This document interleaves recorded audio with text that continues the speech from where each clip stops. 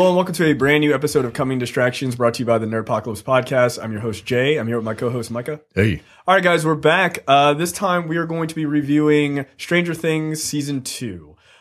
We did not review Stranger Things Season 1 because this didn't exist then, so sorry. But Micah and I sat down, watched all 9 episodes of the new season. Obviously, we are headed back to Hawkins. Where are they? Hawkins, Indiana. Indiana, right, in the middle of God knows nowhere. In the 1980s.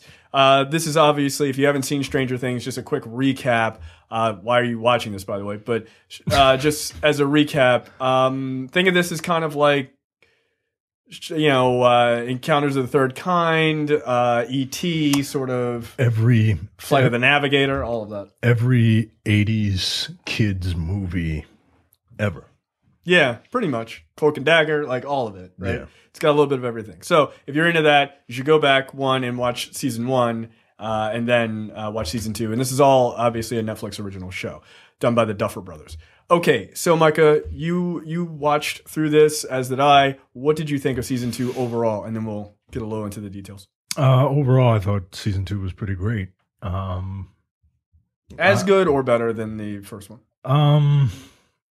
I would say that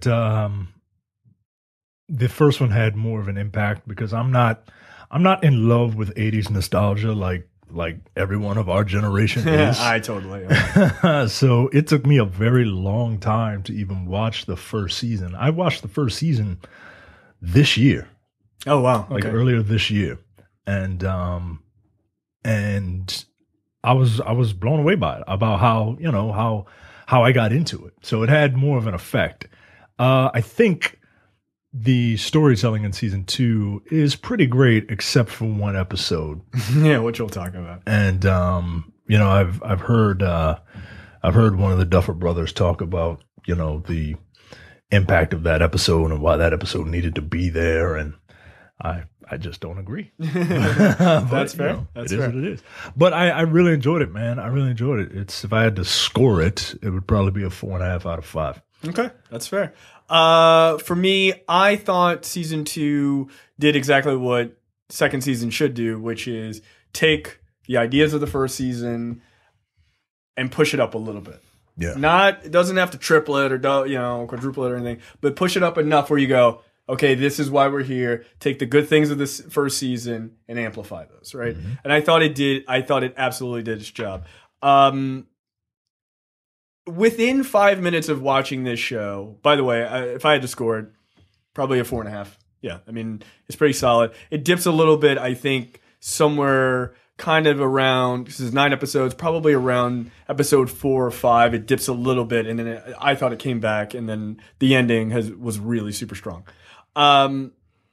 But within 5 minutes of watching this show, I was already back. You know what I mean? Like sometimes it takes like an episode or 2 for a new season to, you're like, oh, all these new characters or new people. These are my old friends. Like, how do I get used to these new people? But that 80s Midwest atmosphere, like they nailed so damn well in that first season that coming back, like you jump right back into it really quickly, which I thought was a real benefit to the show. I thought it was nice to see that the villain or the monster in this case is the logical extension of the first sort of situation, and you get a little bit more and a little bit more and a little bit more of like these experiments that were going on and like what the monster is and like the monster's ability to do different things that we didn't know about in season 1, which I thought was really important. Yeah. Yeah. It was funny that Demogorgon was a guy in a suit in the first season. And they had an influx of money, which is why they were able to have like little Demogorgons all over the place. Yeah. Demi-dogs. Demi-dogs, yes. Is this important? No, it's not. Let's talk about performances. Yeah. Everyone does well in this. So much so that I love who I'm supposed to love, and I think I'm supposed to love everybody, except there's one character that just doesn't do things. The things that character doesn't make sense. And Who is that? Dustin, I think is his name. The bigger kid with the curly hair. Yeah. He got on my nerves this season. He plucked my goddamn nerves. You know why? And you know this is a trope, right? Yep. The trope is of that group of kids. Something goes down. One kid is like, "All right, I'm gonna secretly hide this one thing from the other kids," and we're not gonna talk spoilers, by the way, because you should absolutely watch the show. Yeah. But like, he hides something from those kids, and you know, as you're watching, as the audience, you're like, this is going to blow up in your face. Yes. You know it's going to blow up in your face. But that is such an 80s trope, right? Like, or even just a movie trope. Yeah. Like, that happens all the time. Like, hey, I'm the guy who got bit by the zombie, but I won't say anything until, like, the 5 of us are in this secluded area. Like, don't tell them. Yeah, you're going to have to die, but tell them. But that's not what happens in this show. But just as an example, that trope, and it drives me crazy in everything, because I'm like, stop doing that. Stop doing that. But it's a testament to the performances of all the actors that I was still into it. You know what I mean? Yeah, because I'm at the point in my life where if something gets on my nerves, I'm turning it off.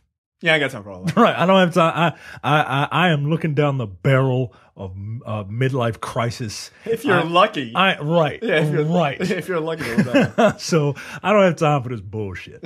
But yeah, it was really good, man. Characters from the first season, they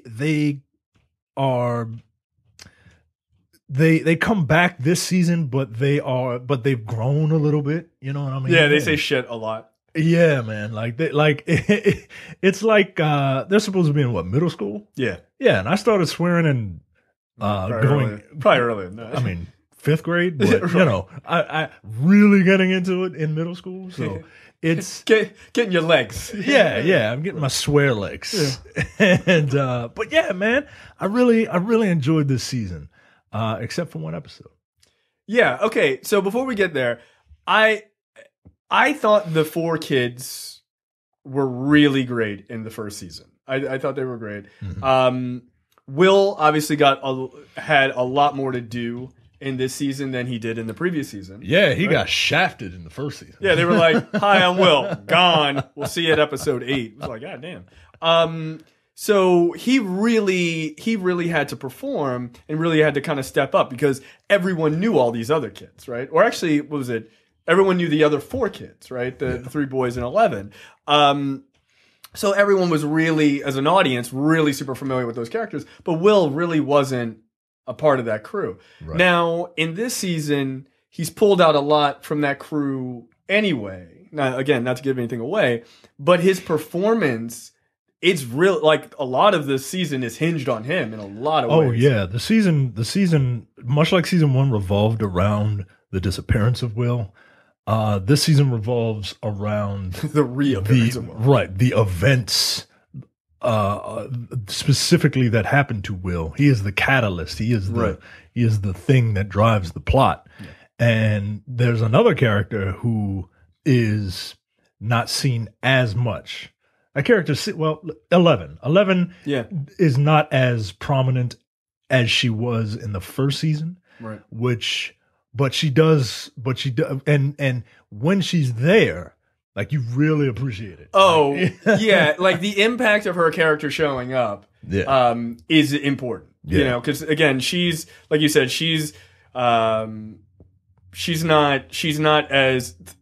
the day-to-day sort of story, right? Yeah. Like, it's kind of like, this was happening with her over here, right? Yeah. But, yeah, it is important. I honestly think that the character who plays what's the kid, the high school kid with the hair? Steve. Right? Yeah, Steve. I thought he was probably the character from season 1 who got to step up a little bit more in season 2 that did the best. Oh, like, yeah. I loved his character in season 2. Like, in season 1, I was like, this guy's kind of like a high school dick. Yeah, he's kind of a douche. Right. But his character really got to evolve. And that's what I was talking about. He was specifically who I was referring to before.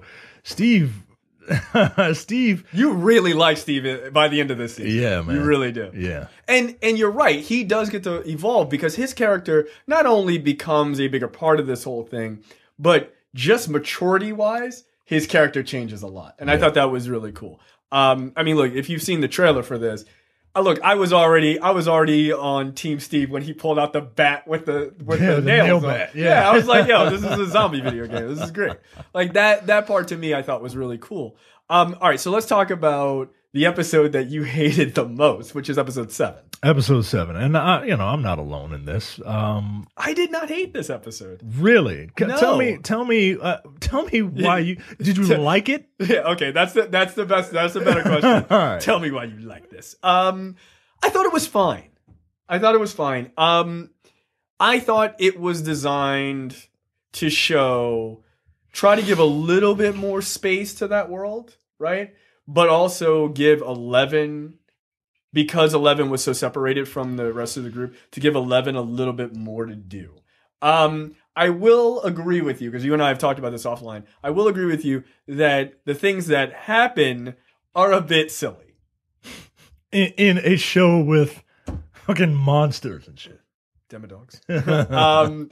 So I will agree that it is probably one of the weaker episodes, but I didn't hate it. You absolutely hated this episode. I did hate the episode. It reminds me of, serialized anime, but then every once in a while there's just a filler episode. Yeah, because it doesn't have anything to do with the main story. It has nothing to do with what's going on in Hawkins, to the point where it doesn't even take place. Yeah, in Hawkins, not even in the same state. Right, not even in the same state. So I just, I read an article from one of the Duffer brothers, the creators of the show, and he said, that this story is pivotal in the growth of 11, because we need to see that she's able to use her powers in a certain fashion. And no, because we've seen her essentially move heavy shit in the first season. Yeah, like, if anything, I'll tell you why I don't like it. It feels like they snuck in a test pilot. Yeah, just to see if people would like it. You know what I mean? Do you feel like it's kind of like, this is the spinoff show? Yeah. They're kind of even Stranger Things, right? Starring an Indian woman with powers, right? And look, I don't necessarily mind that, but you better come correct. And I don't think they did. Those characters just annoyed the hell out of me. Well, one of them is a very famous bodybuilder, Kai Green. Yeah. I mean, look, hard to miss. Right, this dude is gigantic. Right, but they're not like of that crew of criminals. I didn't really connect with any of them. I didn't connect with any of them. That episode felt like sitting through a timeshare presentation. You know what I mean? Like, hey, everybody, we got this great thing in 2 episodes, but you got to spend an hour with us. Yeah. Come on, man. I just want to leave. Please. I only have 2 left. That's it. I just want to get to the gate. And that episode is the 80s-ness that I really can't stand. Okay, so for those of you who haven't seen it, and again, no spoilers, but what Mike is talking about is it very much leans heavily into that 80s punk era, right? And it is kind of funny, but with everything else happening in the show that is very clean-cut Midwest 1980s, very innocent 1980s, it's a weird thing. And I guess it's like, well, this is this is out in the suburbs, and this is what's happening in the big city, right? Which is a fair comparison. I get it. But yeah, I would agree. I do think it is one of the weaker episodes by far. And look, there's nothing wrong with it, right? But it's a stark contrast with absolutely no warning, no lead up, no hint. Like that tease at the first episode of the second season. Yeah, I was like, what does any of this have to do with anything? Right. And then besides the one person. And then you forget about it. Yeah. And then all of a sudden, it's like if you establish them, but you got to touch on them a couple times. Yeah, it's got to be you got to have a little bit of that in throughout the season. You Right. know what I mean? And then have them meet and then say, oh, that's how these stories connect with one another. I agree. You just kind of smashed them together. Yeah, no, that's true. There is no connection to them outside of the first, like the pre-credit scene of the first episode, and then you do not see or hear or know anything about these characters until episode 7, Right. which is really weird. 6 hours later, 7 hours later. Yeah, you're like, oh, all right, well, okay, this is strange. But yes, but then I do think, like, as much as I agree with you, and I think you probably would agree with this, Chapter 7, The Lost Sister, which is the episode we're just talking about, is a palate cleanser for the next two right before you get to the big 2 episodes at the end, right? So you're just kind of like, it was fine. But then they throw you right back in and you're just like, all right, like, hell yeah, like you were right back in it. Yeah, you do you do appreciate the show once you slog through that episode. Yeah, you got to get back to Hawkins, man. Like, once you're back in Hawkins, like, things are running a mile a minute. Yeah. They really are. Yeah. But yeah, that's an interesting point though about the, like, is this kind of a slide in for a side spinoff? Because it kind of felt like that. Yeah, that's what it feels like. And it feels like that feels cheap. You know what I mean? Yeah, like, I would agree. These guys do good work, and they can do better than that. All right, Like, that's fair. I don't know. So, you know, all that happens. Obviously not going to spoil the end for you. So check out season 2 of Stranger Things. We're both saying a 4.5 out of 5. I mean, that's about as big of a great recommendation as I think you can get. Yeah. So it's perfect, and nothing's perfect. So, but it was great. Also check out our review on YouTube or in our podcast feed, Coming Distractions, for Mindhunter, which is also the other Netflix original show that was reviewed last week. So check those things out, and we will see you guys next time. See you.